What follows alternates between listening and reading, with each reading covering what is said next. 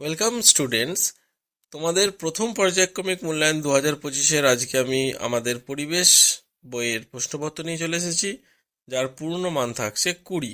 এবারে তোমাদের সমস্ত প্রশ্নপত্র 20 মানেরই থাকবে।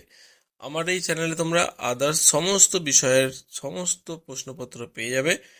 আমরা এর আগে অলরেডি তোমাদের ম্যাথ দিয়ে দিয়েছি, এবার তোমাদের পালা হচ্ছে পরিবেশ। দেখো, কথা না বাড়িয়ে সরাসরি প্রশ্ন আসবে। একের দাগের যে প্রশ্ন বলেছে সঠিক উত্তরের মাথায় টিক মারতে বলেছে। বাতাসে যে গ্যাসটি সবচেয়ে বেশি পরিমাণ আছে সেটি হলো নাইট্রোজেন, সব থেকে বেশি আছে। শীত দ্বারা নেই কেঁচো, মানুষ নাকি টিকটিকির? কেঁচোর নেই, মানুষ এবং টিকটিকির রয়েছে, কিন্তু কেঁচোর নেই। কাঠ, কাঠ হলো একটি অবশ্যই কঠিন পদার্থ। আর শিল কখন পড়ে না? শিল পড়ে কালবৈশাখীর ঝড়ে। কালবৈশাখী ঝড়ে মেনলি আমরা শিলটা দেখতে পাই। তারপরে বাঁ দিকের সঙ্গে ডান দিকটা মেলাতে বলেছে। না, সজারু, সজারুর গায়ে আমরা জানি সজারুর গায়ে থাকে কাঁটা। তারপরে যে হাতি, হাতির কি থাকে? হাতির সুঁড় ও দাঁত থাকে, এটা হচ্ছে স্পেশালিটি। তারপরে যে ভালুক, ভালুকের থাবায় নখ থাকে। এবং শেষে বলেছে গরু, গরুর একটা ইম্পর্টেন্ট, গরুর শিং আছে, তাই তো। এবার দেখো, বন্ধনীর মধ্যে থেকে কিছু 4টি ওয়ার্ড দিয়েছে, সেগুলো এখানে বসাতে হবে, বলে দিচ্ছি। ড্যাশ ভারত মহাসাগরের বুকে একটি ছোট্ট দ্বীপ, এটা হবে মরিশাস। মরিশাস ভারত মহাসাগরের বুকে একটি ছোট্ট দ্বীপ। দ্বিতীয় বলছে, খতে ড্যাশ ঋতুতে খুব বৃষ্টি হয়, না বর্ষা ঋতুতে খুব বৃষ্টি হয়। গতে অন্ত্রের যে অংশে বাকি খাবার হজম হয় তাকে বলা হচ্ছে ক্ষুদ্রান্ত। ক্ষুদ্রান্তের সমস্ত খাবার হজম হয়ে যায়। আর বাটখারা দিয়ে কোনো জিনিসের ড্যাশ মাপা হয়, ওটা হবে ভর। বাটখারা দিয়ে ভর মাপা হয়। এখানে দেখো জীব ও জড়ের দুটি পার্থক্য বলেছে।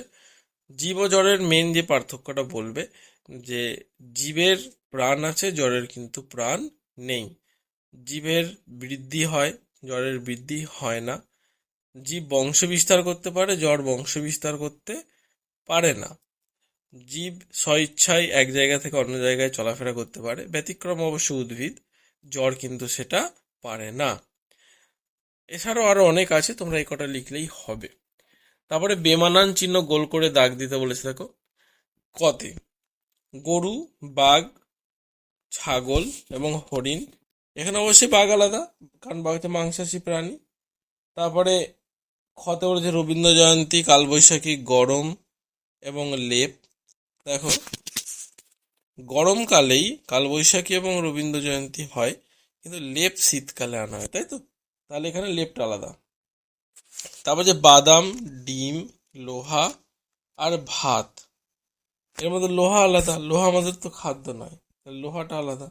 তারপরে আম, কাঁঠাল, জাম আর কচুরিপানা, অবশ্যই কচুরিপানা আলাদা, এটা আমরা খাই না বা কোনো ফল নয়। নিচের প্রশ্নগুলো উত্তর দিতে বলেছে। দেখো, হাওড়া ও কলকাতার মধ্যে সংযোগকারী সেতুটির নাম কি? হাওড়া এবং কলকাতাকে সংযোগ করছে আমাদের হাওড়া ব্রিজ, যার নাম হলো রবীন্দ্র সেতু।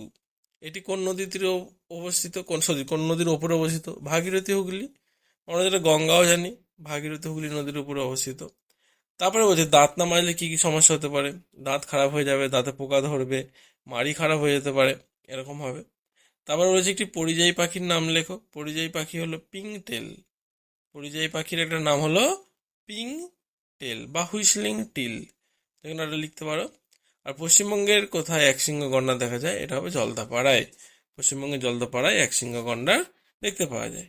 তারপর যে ঋতু কয় প্রকার কি কি জানো? 6 ঋতু আমরা পড়েছি, 6টি ঋতু, সেই গ্রীষ্ম, বর্ষা, শরৎ, হেমন্ত, শীত এবং বসন্ত, এই 6টা ঋতু এবং তার নাম। এই ছিল তোমাদের টোটাল পরিবেশের প্রশ্নপত্র। আশা করি তোমরা এখান থেকে কমন পাবে। এবং আবারও বলবো, তোমরা অন্যান্য ভিডিও পাওয়াগুলোর জন্য আমার চ্যানেলটি অবশ্যই সাবস্ক্রাইব করে নেবে।